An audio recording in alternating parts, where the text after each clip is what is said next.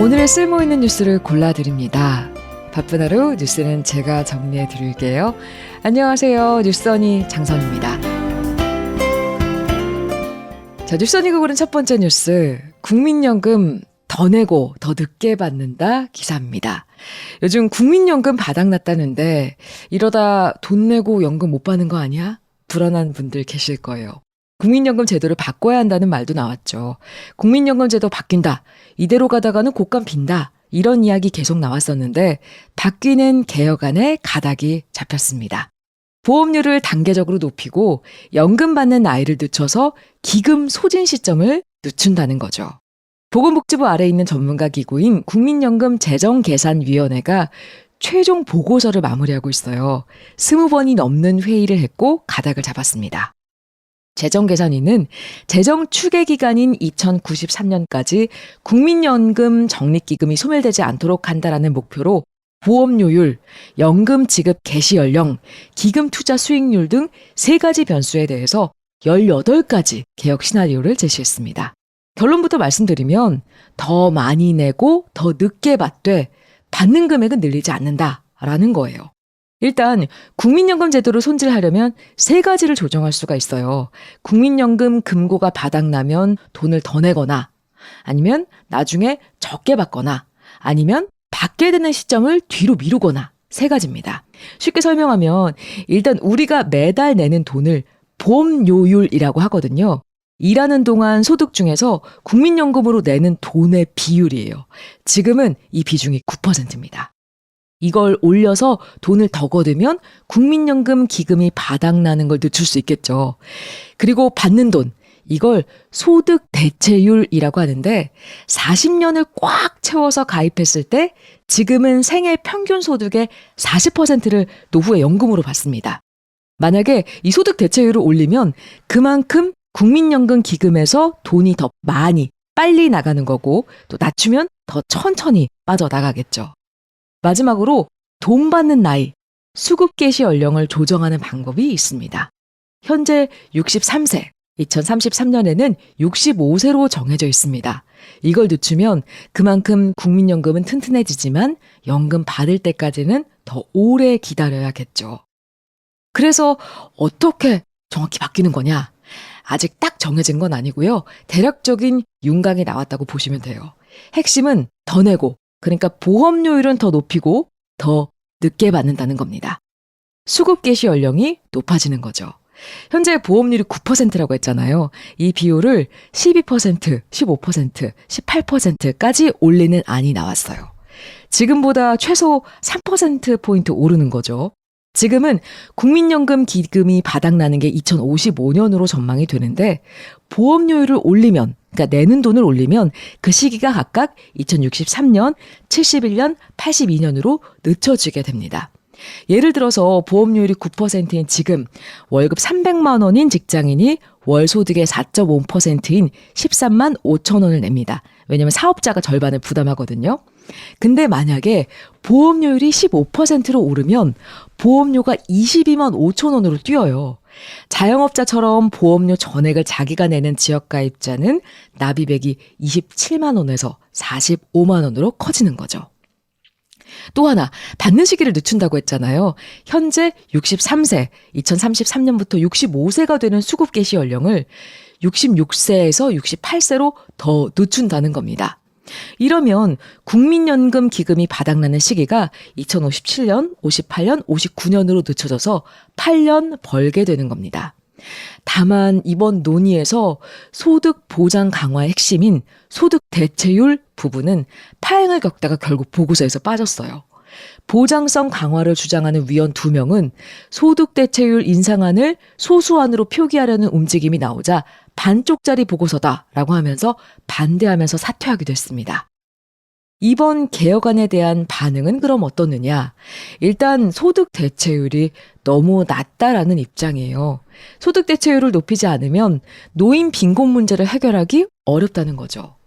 안 그래도 우리나라는 노인 빈곤율이 OECD 평균의 3배나 될 정도로 심한데 더 적게 받으면 해결이 안 된다는 겁니다.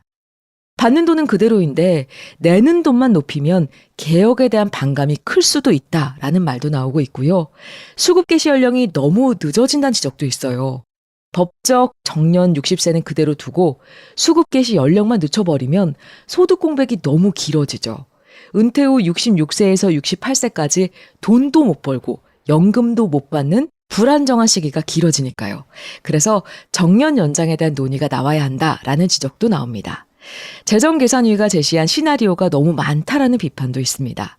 재정계산위가 어느 정도 똑 떨어지는 개혁안을 내놔야 되는데 그렇게 하지 않고 정부의 결정을 떠넘겼다라는 겁니다. 물론 이렇게 완전하게 정해지는 건 아니에요. 이번 달 말에 보건복지부가 재정계산위의 최종 보고서를 발표할 예정인데요. 10월까지 정부가 이 보고서에 담긴 여러 시나리오와 공청회를 참고해서 최종 계획을 10월까지 국회에 내게 됩니다. 다만 연금 개혁은 워낙 예민한 문제라 내년 4월 총선을 앞두고 정치권이 표에 도움이 안 되는 연금 개혁 문제를 잘 마무리할 수 있을지는 미지수입니다. 뉴스안내가 고른 두 번째 뉴스, 2023년 가을 대세는 올드머니룩입니다. 아직 낮엔 덥지만 그래도 아침 저녁으로 좀 선선하긴 한 걸 보니까 가을이 온 것 같아요. 그래서 패션 이야기를 해보려고 합니다. 올가을 패션계를 지배하는 키워드가 올드머니룩이라고 하죠. 아니 올드?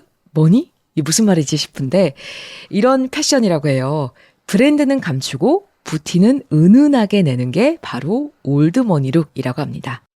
올드머니란 집안 대대로 물려받은 자산을 가진 상류층, 이른바 금수저를 뜻한다 그래요. 자수성가하거나 하루아침에 신흥 부자가 된 뉴머니에 조금 반대되는 개념이라고 할까요? 올드머니룩은 여기서 나왔어요.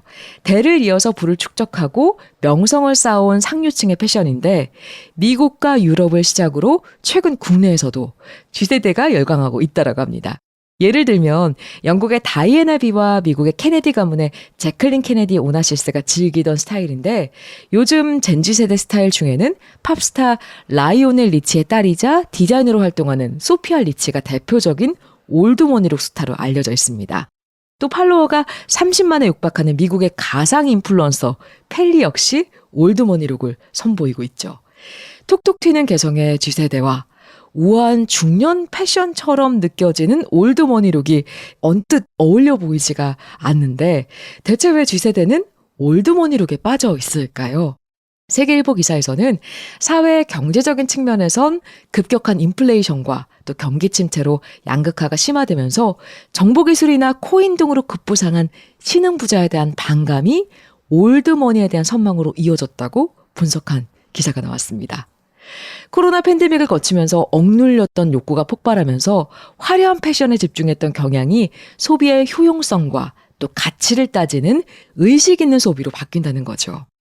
올드머니룩이 티셔츠 한 장에 100만 원을 호가하는 고가의 명품을 입는 게 아니라 브랜드에 구애받지 않고 질 좋은 소재의 옷을 오래 입는 가치 소비의 의미라는 거예요.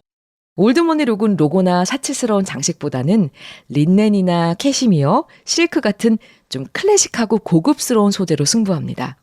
화려한 패턴이나 컬러보다는 블랙, 화이트, 베이지, 브라운 같은 뉴트럴 컬러로 좀 은은하고 고급스러운 세련미를 추구하죠.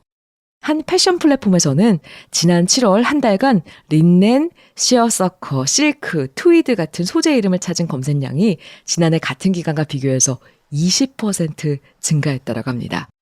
대표적인 고급 원단으로 꼽히는 실크와 캐시미어의 검색량은 지난해보다 각각 37% 그리고 60% 늘었다고 합니다. 과잉 소유의 시대가 끝나고 더 적게 소유하는 대신에 더 가치 있는 아이템을 오랫동안 사용하거나 지속 가능한 제품을 구입하는 양상이 패션에도 나타나고 있다는 겁니다.